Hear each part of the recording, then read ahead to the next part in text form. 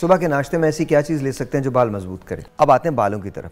کھانا کتنا امپورٹنٹ ہے بالوں کے لیے؟ اصل میں بات یہ ہے ڈاکٹر صاحبہ، کھانا کتنا امپورٹنٹ ہے؟ کون سی ایسی چیزیں جو کھائی جائیں جس سے بال مضبوط ہوں؟ بال بہت زیادہ گر رہے ہیں. یہ سائیکالوجی میں ہے کہ آپ اس کو ریورس کاؤنٹنگ کریں تو آپ واقعی میں آپ کی تھوڑی سی انگزائٹی بہتر ہو جاتی ہے. آج میں کروں گا، یہ آپ کر کے دیکھیے. آج میں کروں گا اور میں آج راجا کو بھی کرواؤں گا. اور آپ دوسرا یہ کہہ سکتے ہیں آنکھیں بند کر کے لمبے گہرے سانس لیں، پورا سانس ایک اندر لے کے جائیں، روکیں اور اس کو 10 سیکنڈ کے بعد گنتی کر کے باہر نکال دیں. اس سے بھی یہ یوگا میں بھی ہوتا ہے اور اس میں بھی ہوتا ہے. اور یہ یاد رکھیے، بہت ریلیکسیشن. اور یہ یاد رکھیے سانس روکنے کے بعد لینا ضروری ہے. لینا بھی ضروری ہے، اس کو نکالنا بھی ہے.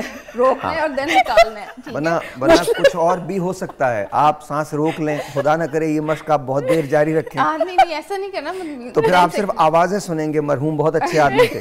ایسا مت کیجیے گا، لینا بہت ضروری ہے. ریلیکس ہو جائیں گے، ریلیکس ہو جائیں گے. بال تو رہ جائیں گے نا، پھر بال بھی رہ جائیں گے. دوسرا نہیں جی، میں گنجا ٹھیک ہوں as long as I'm living. I'm all right with it. اچھا جی، میں ایک ٹیلی فون کال لوں گا. ٹیلی فون کال لینے کے بعد ڈاکٹر سمرا کی طرف چلتے ہیں. جی السلام علیکم. السلام علیکم سر. جی السلام علیکم، کیا نام ہے آپ کا؟ میں کیا بات کر رہی ہوں؟ جی کیا کہنا چاہتی ہیں؟ سر میں میم سے پوچھنا چاہوں گی کہ میری بیٹی کی عمر 13 سال ہے اور اس کے بال بہت گرتے ہیں، بہت زیادہ.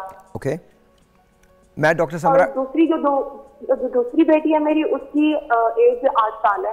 اوکے. اور اس کے بھی بال بہت زیادہ گرتے ہیں. میں اپنی بچیوں کی ڈائٹ بھی بہت اچھی رکھی ہوئی ہے، لیکن ان دونوں کے بال بہت ہیئر فالنگ بہت زیادہ ہے. شیمپو بھی چینج کر کے دیتے ہیں تو اس کے بھی ہسپتال کتنے ہیں اور سمجھ نہیں آتا.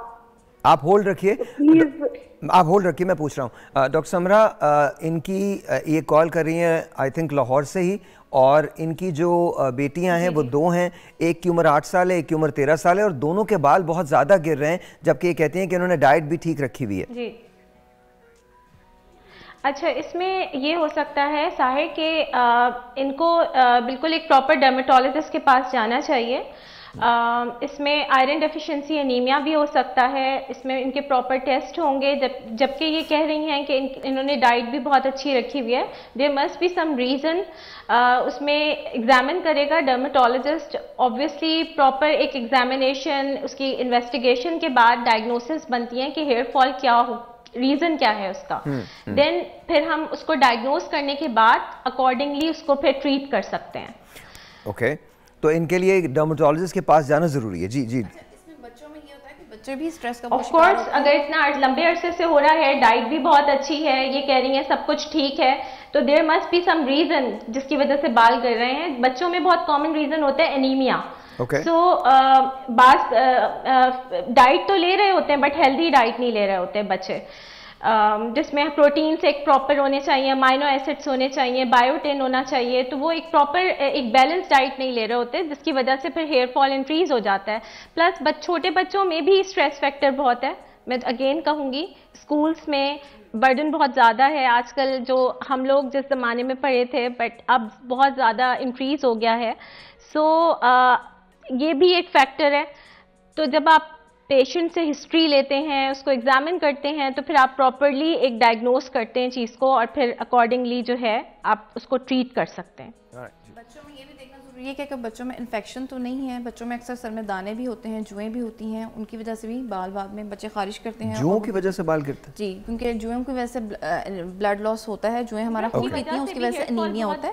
ڈائریکٹ نہیں ہوتا لیکن اس کا انڈائریکٹ ہوتا ہے. اور ڈی ورم کرنا بچوں کو، کیونکہ بچوں کے پیٹ میں کیڑے بہت ہوتے ہیں اور وہ بھی ہمارا آئرن آدھے سے زیادہ وہ لے جاتے ہیں. اس کی وجہ سے انڈائریکٹلی بچوں کو آئرن جو ڈیفیشنسی رہتی ہے وہ اس وجہ سے رہتی ہے. تو یہ بہت ضروری ہوتا ہے کہ بچے کو سامنے دیکھا جائے کہ کیا اس کے نیلز بھی متاثر ہیں، اس کی ہیبٹس کیسی ہیں، سر میں کچھ بنا ہوا تو نہیں ہے. پیٹس کے ساتھ بچے کھیلتے ہیں، ان سے بھی انفیکشن کیری کرتے ہیں. میرے پاس ایک بچہ آیا تھا، اس کی بہت زیادہ سویلنگ تھی اور اس کی پیٹ تھی اور وہ اس کے ساتھ کھیلتی تھی اور اس کے بھی وہی انفیکشن تھا جو کہ فنگل انفیکشن تھا اور اس کے وہاں سے سارے بال گر چکے تھے. اچھا جی، اب آتے ہیں بالوں کی طرف.